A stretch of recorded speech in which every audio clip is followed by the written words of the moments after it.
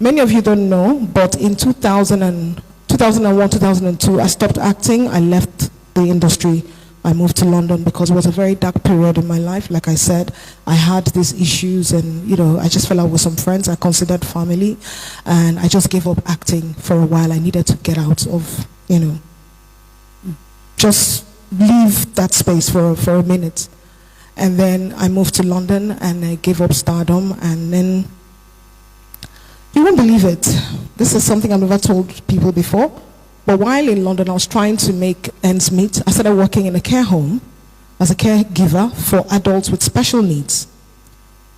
While some might view it as a step down, I don't.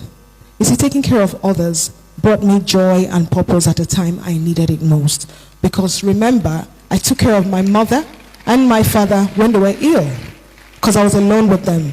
And when I say taking care of, I'm talking about really taking care of. Because you see, when you get really ill, sometimes you become incontinent. So I took care of them at that level. So it was a no-brainer for me. My mother, my rock, my support system died.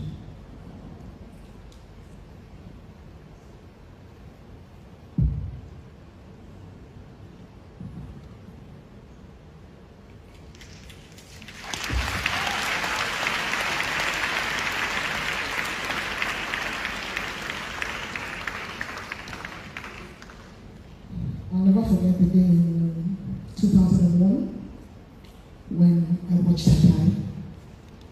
I held her in my arms, my older brother and my father. We watched her die and she slipped away. It's something that never really leaves you. She died in 2001, but I think about a week ago, I still thought about her and the tears came again. It never leaves you, to be honest. You get stronger, it gets better, but it never leaves. Well, it was just unbearable for me because for me, I felt like she was supposed to be here celebrating with me, watching me chase my dreams. She was part of this process, She made sure each time I go to school and come back, I'll do my homework and then she'll prepare me for children's variety programs where I go to perform during the weekends. So she was very, very instrumental to who I am today, And then after that, I was in a bad place. I felt like there was no reason to keep going on, I remember being on the plane, going back to Lagos after she had passed. So she passed in my state where I'm from, Imo State. And then we'll have to go to Lagos and, get necessary things to come back and plan the burial. Now, I remember being on that plane, and to be honest, it was such a turbulent flight, but I did not flinch because I wanted it to crash. I was praying that I want this plane to crash so I can see my mother and be with my mother again. That's how I felt, And then it's a very empty feeling anyway. Now, you see, I'm the youngest in my family, and while I was still in secondary school, my older siblings had all moved back to the UK because they were all born there. I was only one born in Nigeria. Anyway, that's a story for another day. After our mother's funeral, we all returned back to their lives abroad. Then life for me took a turn for the worse, both emotionally and financially. My father's health declined because, when a couple, when they're very close and one dies, it affects the other one. I think my father actually stopped living within my mother died. So he became ill, his health declined, and then, my siblings managed to move back to the UK, and I was now all alone in Nigeria. I found myself losing faith in the slow growth of Hollywood, waiting months between jobs felt like an eternity. And then I lost some people whom I thought were friends, very close friends. In fact, some friends I considered family. It was just a very turbulent time in my life.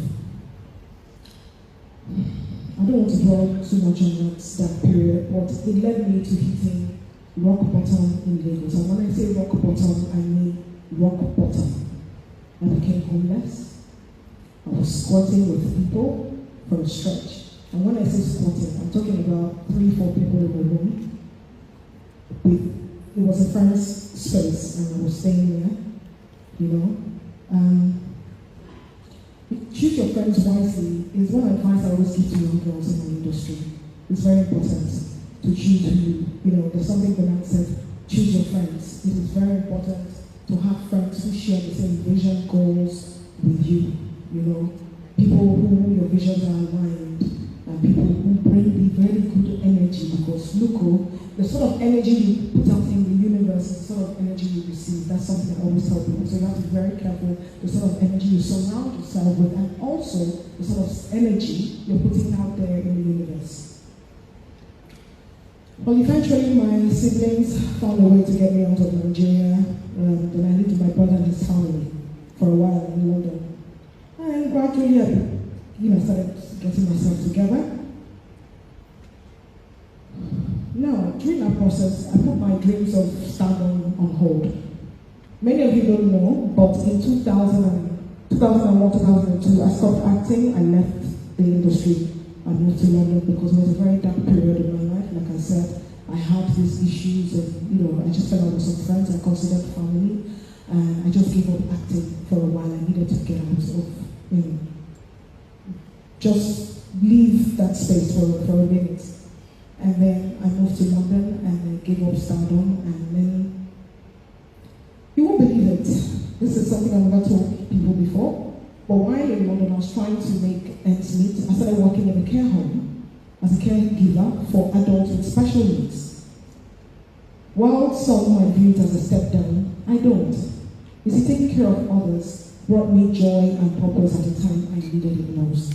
Because remember, I took care of my mother and my father when they were ill, because I was alone with them.